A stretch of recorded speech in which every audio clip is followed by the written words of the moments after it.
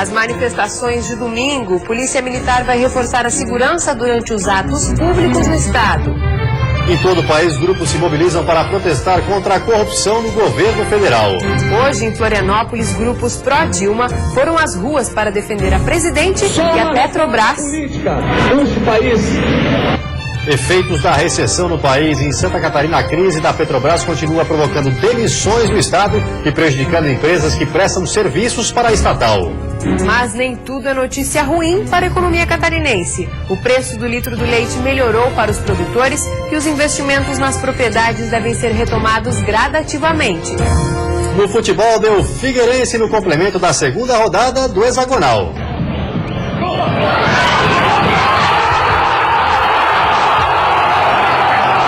E tem ainda os detalhes dos jogos do fim de semana no Catarinense. O Band Cidade desta sexta-feira já está no ar.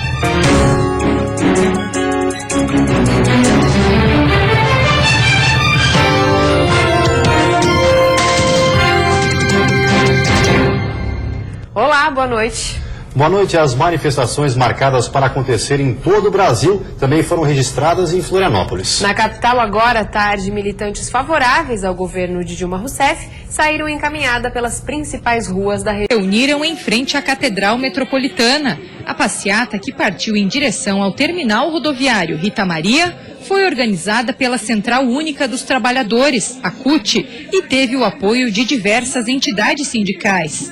Entre as bandeiras do grupo está a luta contra a corrupção, a defesa da Petrobras como instituição pública e a reforma política, mas favoráveis ao governo. Essa questão de impeachment eu acho que não procede, volta dos militares muito menos, e estamos aqui para mostrar que o governo não está sozinho, né? Também pelos direitos dos trabalhadores, da nossa agricultura familiar que sustenta todos nós brasileiros. Digamos que a nossa pauta é diferente da deles. Rosângela de Souza, a Lelê, voltou à Praça 15 de Novembro para participar da manifestação em favor da presidente. Em 79, ela e outras 6 pessoas foram presas no episódio que ficou conhecido como Novembrada. Ela foi enquadrada na Lei de Segurança Nacional porque protestou contra a visita do general João Figueiredo, que esteve em Florianópolis a convite do então governador Jorge Bornhausen, mas foi hostilizado pelo público. Neste momento, se nós tirarmos a Dilma, quem ocupará o lugar dela? Os militares? A Polícia Militar acompanhou o movimento e deve fazer o mesmo no final de semana, quando novas mobilizações estão marcadas para acontecer. Nós estamos priorizando, em primeiro lugar, a questão da mobilidade, colocando bastante policiais alocados no desvio de trânsito, no controle de congestionamento. O secretário adjunto de Segurança Pública de Santa Catarina explicou que a orientação será a mesma para todo o estado, garantir a segurança dos participantes e intervir apenas em casos extremos. E a interferência do estado ela só ocorrerá se houver lesão a algum outro direito a ser preservado. Informações oficiais da CUT contabilizaram a participação de mais de 2.000 manifestantes. A Polícia Militar, no entanto, fala em 300 pessoas. No domingo, 14 cidades programam algum tipo de mobilização, dessa vez contrárias ao governo de Dilma Rousseff. Greve dos caminhoneiros, crise na Petrobras, demissões em massa. Tudo isso tem impactado na economia do país. Aqui em Santa Catarina, a situação não é diferente. Até o município mais rico do estado sente os efeitos. Demissões em massa. Estou dentro do carro. Estou dentro das minhas coisas aqui. Pode ver, está tudo dentro do carro. Trabalhadores que saíram de outros estados em busca de uma vida melhor. Esses trabalhadores não são aqui de Itajaí, da região, como no caso desse senhor. O senhor é de onde? Eu sou de São Mateus do Sul, no Paraná. Bahia, Salvador. Rio de Janeiro. Mossoró, Rio Grande do Norte. Belém do Pará. Greve dos pescadores. Mais de 200 pescadores paralisam o complexo portuário de Itajaí. Crise envolvendo a Petrobras. Na sede da Polícia Federal, João Galberto Pereira, sócio da Arxo Industrial, empresa investigada na 9ª fase da Operação Lava Jato, prestou depoimento à polícia. Greve dos caminhoneiros. São 11 pontos de paralisações em rodovias federais e 5 em estradas estaduais. Tais demissões. Decorrência da crise no setor após denúncias da Operação Lava Jato. Alguns empregados dizem que estão sem receber o último salário que deveria ter sido pago na sexta-feira. De dezembro até janeiro, janeiro desse ano, os problemas enfrentados pela estatal tiveram impacto direto e indireto. Itajaí vem em uma crescente. No final do ano, confirmou essa tendência com a divulgação do IBGE sobre o Produto Interno Bruto, o PIB, que mostrou o município como a maior economia de Santa Catarina. Mas até mesmo o município, que em tese é o mais rico do estado e que está na 29ª posição no ranking brasileiro, sente os impactos. É claro que os investimentos vão ser reduzidos no Brasil inteiro. Então afeta Itajaí, mas como a nossa região também, nós temos os setores bastante equilibrados na geração de emprego, ou seja, na prestação de serviço, no comércio e nos outros, então nós estamos bastante equilibrados. Então a nossa aposta é que na indústria da transformação migre para o comércio e para a prestação de serviço. Para esse professor e economista, esse ano e o ano que vem, nós ainda seremos penalizados por causa das greves e a crise na estatal. A tendência é que outros setores da economia voltem à atividade. A questão do dólar em alta incentiva a exportação, mas é lógico, é preciso comprador do outro lado. Qualquer problema lá, vamos supor, lá no Planalto, vamos dizer assim, né? Qualquer medida que afete importação e exportação nos atinge. Qualquer problema de taxa de juros alta lá nos atinge a nível de investimento, né? E assim vai. Então são várias questões a nível nacional, né? A questão da Petrobras acaba afetando a nossa economia, porque a gente está muito relacionado a isso. Segundo ele, as chances do país sair dessa crise são grandes. Vamos ter outros períodos de crise? Vamos. Mas hoje em dia tem muitos instrumentos, mecanismos, né, que principalmente o setor público pode adotar, né, juntamente com os empresários, para não deixar a questão entrar num processo de depressão, por exemplo. Recessão econômica, ainda é cedo para a gente dizer que alguns indicadores já apontam para isso, mas a chance da gente sair dessa recessão é muito maior. Após a lei dos caminhoneiros ser sancionada, a Agência Nacional de Transportes Terrestres fixou prazo de 1 ano para o início da criação de pontos de descanso para os motoristas em rodovias federais. Maicon é caminhoneiro há cerca de 5 anos. Ele acredita que a lei que estabelece as condições de trabalho é bem-vinda, mas o motorista acredita que não será fácil implantar pontos de parada para descanso. Vai em algumas regiões que tem maior movimento de caminhão, 6, 7, 8 horas da noite, você já não acha mais lugar, um local seguro para encostar, que tem infraestrutura, né, de higiene pessoal e tudo que precisa para realmente descansar. Então, a lei acho que é boa, mas ainda tem muita coisa para ser revista, ainda que precisa melhorar ainda, né? Nesta semana, o diretor-geral da Agência Nacional de Transportes Terrestres, Jorge Luiz Bastos, disse que no prazo máximo de 1 ano, todas as rodovias federais devem ter pontos de parada para descanso dos caminhoneiros. Essa exigência já consta na lei que foi sancionada pela presidente Dilma Rousseff. Segundo a lei, o poder público terá disponibilização de linhas de crédito para a construção desses locais de parada. Nos próximos contratos serão obrigadas as empreiteiras a ter esse ponto de parada, os novos contratos renovados também terão que ter, e ficará para a iniciativa privada ter esses pontos de parada com saúde, com alimentação, com segurança, enfim, regras como tem um posto de combustível, né? A lei dos caminhoneiros foi aprovada em 2012 e sancionada na semana passada. Ela prevê, além do descanso, por exemplo, o aumento de sobrepeso de 10%, a anulação de multas dos últimos 2 anos por excesso de peso e a isenção da taxa de pedágio para os caminhões vazios. E a seguir, as ações da cidade que conseguiu diminuir em 50% o número de homicídios nos últimos anos. E ainda a máquina que vende guarda-chuvas. A novidade foi lançada por 13 estudantes e está fazendo sucesso em Joinville.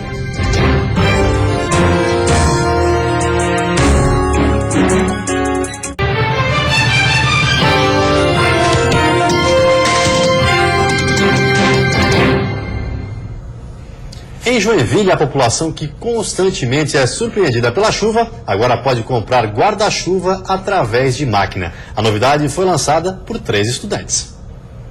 A novidade tem atraído muita gente a esse shopping no centro de Joinville. Ela parece uma cabine telefônica inglesa, mas é na verdade uma máquina. O sistema é o mesmo já usado para vender salgadinhos e refrigerantes, mas nessa aqui o consumidor leva para casa um guarda-chuva. O conceito foi desenvolvido por esse estudante de engenharia de produção. Com a ideia pronta, ele convidou mais 2 amigos e o projeto foi adaptado, baseado na cultura de serviço eletrônico de outros países. Essa ideia ela é muito difundida em países como Estados Unidos, Japão, Europa, onde o autosserviço, a praticidade para as pessoas é muito importante. Em menos de 2 meses no mercado, a máquina trazida da China e adaptada pelos estudantes de engenharia de produção tem tido boa aceitação, tanto que em breve deve expandir para outras regiões. A gente já tem contatos de Curitiba, Balneário Camboriú e Florianópolis.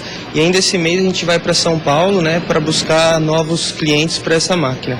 A escolha por Joinville tem explicação. A fama que a cidade tem de ser chuvosa. Em 2013, Joinville foi a cidade que menos recebeu a presença do sol entre as 100 mais populosas do Brasil. O levantamento feito pela Embratur aponta ainda que de cada 3 dias, apenas um foi ensolarado naquele ano. Pois é, a chuva por aqui não costuma avisar. Para os mais desprevenidos, a máquina pode ser uma boa alternativa. São 2 opções de guarda-chuva. Basta colocar o dinheiro, escolher o modelo e pronto. A compra dura menos de 10 segundos. Com o sucesso que a máquina tem feito, os empreendedores já estudam outros produtos e novas formas de pagamento. Hoje o cliente compra em notas, mas a gente já está estudando em vias aí de já implementar o sistema de cartão, por compra de cartão. A gente já faz pesquisas para novos produtos, inclusive já temos alguns projetos em andamento para poder lançar nesses próximos meses também de produtos não convencionais que são comercializados em máquinas de vendas. E falando em chuva em Joinville, a região foi atingida nessa madrugada por um temporal que provocou alagamentos em 13 bairros da cidade. E olha, durante o fim de semana o tempo continua instável e podem ocorrer pancadas de chuva na maior parte do estado. Mesmo assim, a temperatura se mantém elevada tanto no sábado quanto no domingo. A mínima fica em 14 graus na Serra e a máxima em 30 no sul do estado. No Planalto Norte, mínima de 15 e máxima de 26 graus. No oeste, litoral norte e Grande Florianópolis, a máxima chega aos 29. E no Vale do Itajaí, mínima de 21 e máxima de 28 graus. Como uma cidade do litoral norte conseguiu diminuir em 50% o número de homicídios nos últimos anos? As ações envolvem vários órgãos que trabalham juntos para a prevenção. A cada 10 minutos, uma pessoa é assassinada no Brasil. Só no ano passado, mais de 50 mil pessoas morreram vítimas de homicídios dolosos, que são aqueles intencionais. Os dados são do Fórum Brasileiro de Segurança Pública. Santa Catarina aparece na última colocação dos 27 estados com mais homicídios. Mesmo assim, ainda estamos longe do ideal. A taxa de homicídios é o principal indicador mundial para a avaliação da criminalidade e da violência. Um dos fatores que está diretamente ligado a esse índice é o uso de drogas. Havia um ranking muito triste para Camboriú em relação ao homicídio. E os números vêm mostrando que está havendo uma redução bem importante. Por exemplo, nós tivemos no ano passado 3 homicídios de adolescente, é alto. Só que no ano anterior foram 7, um número bem mais elevado. Então há todo um trabalho voltado à prevenção, principalmente. A integração das polícias civil, militar, conselho tutelar. Desde 2012, um município no litoral norte vem conseguindo diminuir o número de homicídios. A redução já chega a 50%. Algumas ações de parceria estão ajudando nesses números positivos. A parceria das entidades para trabalhar a prevenção foi o caminho encontrado em Camboriú, que deixou de ocupar o topo do ranking de municípios catarinenses com o maior número de assassinatos. Essas parcerias que são firmadas são importantes também para o serviço de segurança pública, Não é só a repressão, não é só a prisão. A gente também tem que buscar solucionar os problemas que existem na comunidade para que a comunidade se sinta mais segura e possa, sim, ter um ambiente seguro para que possa criar seus filhos, E assim não cometer crimes. E quando a prevenção chega um pouco tarde, o caminho para um futuro melhor é mostrado para quem está disposto a mudar. Com 10 anos de idade, este menino já usava drogas. Hoje, 4 anos depois, frequenta a escola e no contraturno pratica esporte. Graças ao núcleo, graças ao empenho de toda a equipe, de todo o trabalho que a gente acabou fazendo, mas eu acho que o mais importante, ele tentar sair disso. Então ele teve outros exemplos na família que hoje não estão mais aqui para poder contar essa história. E depois do intervalo tem futebol. Tudo sobre a rodada deste fim de semana no hexagonal, semifinal e no quadrangular da morte. E os gols da vitória do Figueirense no clássico contra o Joinville e Florianópolis.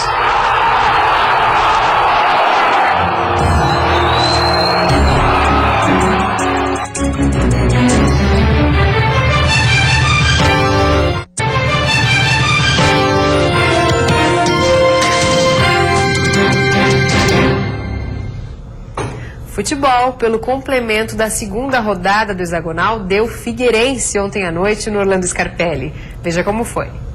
Uma reedição da final do ano passado. Rivalidade comprovada desde o primeiro minuto. Primeiro lance da partida e Mazola pediu pênalti a ser puxado por Sueliton dentro da área. Célio Amorim mandou seguir. A resposta do Jack foi na jogada de Fernando Viana. Alex, seguro, defendeu. Aí foi a vez de Figueira reclamar de outro pênalti. Dessa vez em cima do Cleitinho, olha lá. Se não teve pênalti, teve o Rafael Bastos tentando ir pra cima. Fez o Oliveira trabalhar. E fora essa chegada do Joinville, em que todo mundo passou da bola, o que chamou a atenção foi o festival de cartões amarelos. No placar dos cartões, 3 pro Figueira e 2 pro Joinville. Mas nada de gols. Figueirense foi superior no primeiro tempo, mas o 0-0 permaneceu no placar. Se o torcedor estava apreensivo para o que viria na segunda etapa, a Geofux não estava tão preocupado assim não, porque ele sabia, quando o Figueirense termina o primeiro tempo em 0-0, coisa boa vem no segundo tempo. O Alvinegro dominou ainda mais no segundo tempo e por pouco não chegou ao gol na descida de Marquinhos. O Oliveira parou o lance desse jeito aí e tomou amarelo. Mas o gol não iria demorar. Dudu fez o cruzamento e aparecendo lá do outro lado, Mazola completou 1-0 Figueirense. Dudu deu passe pro gol e saiu para a entrada de Iago. E adivinha quem fez o segundo gol? Ele mesmo, Iago, 2-0 pro Furacão. Ontem no coletivo aqui, coletivo fechado que a gente fez, foi 1-1, o time titular contra o time reserva. E quem fez o gol do time de baixo foi o Iago, numa jogada muito parecida. É bem que o Argel tinha falado, o segundo tempo prometia. Fim de jogo, Figueirense 2, Joinville 0. No meu entendimento, só teve uma equipe que se propôs a jogar, a nossa equipe. O Alex foi um mero espectador na partida, fez uma defesa no primeiro tempo, se eu não me engano. No segundo tempo não trabalhou. O adversário, cada um luta com as armas que tem. E o adversário do Figueirense nesse fim de semana também não vai ser fácil. O Metropolitano, lá em Blumenau. Confira os jogos da terceira rodada. Nesse sábado, às 4 horas da tarde, no Heriberto Wilson, Criciúma e Inter de Lages abrem a terceira rodada do hexagonal semifinal com um jogo que promete muitas emoções. Os dois times têm apenas 1 ponto em 2 jogos nessa segunda fase do campeonato e precisam de uma vitória para se reaproximar da ponta da tabela. Uma nova derrota complica e muito a luta por uma vaga na final do Catarinense. No domingo, também às 4 horas da tarde, na Arena Joinville, o Jack, quarto classificado com 3 pontos, recebe a Chapecoense, líder do hexagonal com 4. O Verdão tem o melhor ataque com 20 gols e tomou apenas 4. No meio-campo, Gil, Neném e Camilo, que estavam machucados, estão à disposição do técnico. Não existe nenhum motivo para pensar nisso. A gente tem que pensar em recuperar os jogadores e ganhar esses jogadores que estão retornando. No domingo, às 9 horas da noite, no temido estádio do SESI, o Metropolitano recebe o Figueirense, que é o segundo na tabela com 4 pontos depois da vitória de ontem. O Metrô, terceiro colocado com 3 pontos, pode ter o retorno do lateral direito Michael, que estava suspenso, e o zagueiro Neres, que se recuperou de uma lesão. Outra partida difícil, uma equipe que terminou o primeiro turno na segunda colocação, muito bem. Um adversário que nos bateu lá em Florianópolis, um adversário forte, tem um grande treinador, então a gente sabe que vai ter dificuldade. Nós temos que impor a nossa força, principalmente dentro de casa, para conquistar mais 3 pontos. E pelo quadrangular da morte, o Avaí vai a Palhoça em busca da segunda vitória. Veja como vai ser a rodada do fim de semana. amanhã, às 4 da tarde, no Renato Silveira, em Palhoça. O Guarani tem uma missão difícil contra o Leão da Ilha. A equipe de Palhoça, que perdeu na estreia, precisa vencer ou se aproxima do rebaixamento. Já o time da ressacada, depois da pressão e da ansiedade no primeiro jogo, agora está mais tranquilo. Anderson Lopes, expulso, é o único desfalque. Com essa vitória melhorou mais ainda o clima, né, dentro do clube. Então, agora essa sequência, conseguindo uma vitória fora de casa e já, né, afastando de vez esse fantasma do rebaixamento. No mesmo horário, só que daí no domingo, o Atlético enfrenta o Marcílio Dias. Na primeira rodada, o time de Ibirama foi derrotado pelo Avaí na ressacada e ficou na última colocação. A equipe está a 7 partidas sem vencer. Nós jogamos com uma formação contra o Avaí, o primeiro jogo, arriscamos, mas não conseguimos êxito. Então, mesmo jogando em casa, a ideia é fazer uma equipe mais competitiva, uma equipe que tem uma postura de marcação melhor, que é o grande problema nosso, está nesse setor de marcação. Já o Marcílio Dias vem de uma vitória contra o Guarani de Palhoça e hoje é o segundo colocado do quadrangular. Mas para o jogo de domingo, o Marinheiro tem um caminhão de desfalques. Olha, na verdade, os substitutos imediatos, né? Especificamente na lateral esquerda seria o Murilo, na lateral direita seria o Yuri e na frente a entrada do Ronaldo. E a seguir, mais rigor na fiscalização. O consumo de bebidas alcoólicas em vias públicas de Lages vai começar a ser fiscalizado.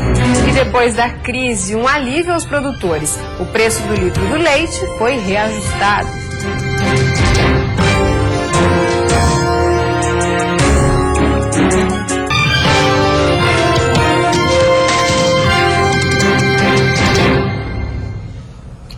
O consumo de bebidas alcoólicas em vias públicas de Lages vai começar a ser fiscalizado na semana que vem.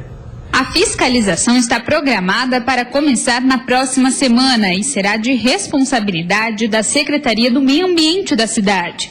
Segundo o secretário, por enquanto, os fiscais vão orientar a população sobre as novas regras. Para a gente fazer uma fiscalização de conscientização, trazer a comunidade para o nosso lado, mostrar que nós somos parceiros e trabalhar em cima de uma parte tranquila e não na parte de repressão. Essa é a nossa ideia. Pela lei está proibido o consumo de bebidas alcoólicas em praças, avenidas, ruas, calçadas, estacionamentos e postos de combustíveis. Só haverá exceção quando se tratar da realização de eventos previamente autorizados pelo poder público. A lei foi proposta por esse vereador. Segundo ele, em outras cidades a medida já é cumprida e vem trazendo benefícios à população. Já está em pleno vigor em alguns municípios, como Jaraguá do Sul e Curitibanos, o qual reduziu em muito a perturbação, a criminalidade, destruição do patrimônio público, sujeira. A multa para quem for pego descumprindo a lei pode chegar a R$ 756.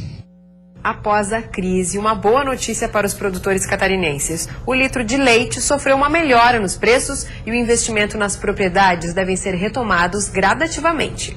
Aos poucos, os preços para os produtores estão reagindo. Os valores pagos pelo litro estão entre 70 e 90 centavos. De acordo com dados do Conceleite, uma alta de 0,64%.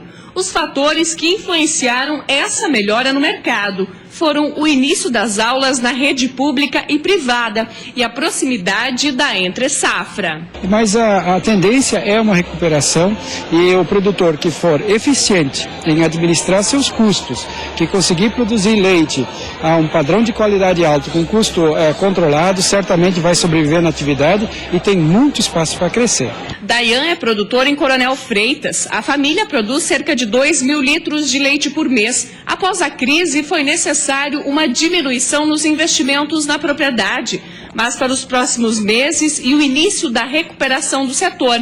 A expectativa é de retomar as melhorias. Continuar investindo, melhorando a produção, não só na quantidade, mas sim na qualidade, que é o que a gente trabalha nas cooperativas. Santa Catarina é o 5º maior produtor de leite. O estado produz 2,7 bilhões de litros por ano. Praticamente todos os estabelecimentos agropecuários produzem leite, o que garante uma renda mensal e contribui para a diminuição do êxodo rural. O Oeste Catarinense responde por 73,8% da produção estadual. Os 80 mil produtores de leite geram 7,4 milhões de litros por dia. E antes de encerrarmos, vamos dar uma olhadinha no trânsito da capital. Aí você acompanha imagens ao vivo das pontes Colombo Salles e Pedro Ivo Campos. Movimento intenso nos dois sentidos, mas principalmente para quem deixa a ilha de Santa Catarina em direção à BR-101. Agora, em Florianópolis, 25 graus. E o Band Cidade desta sexta-feira termina aqui. Você fica agora com o Jornal da Band. Uma boa noite e um ótimo fim de semana. Boa noite, até segunda-feira.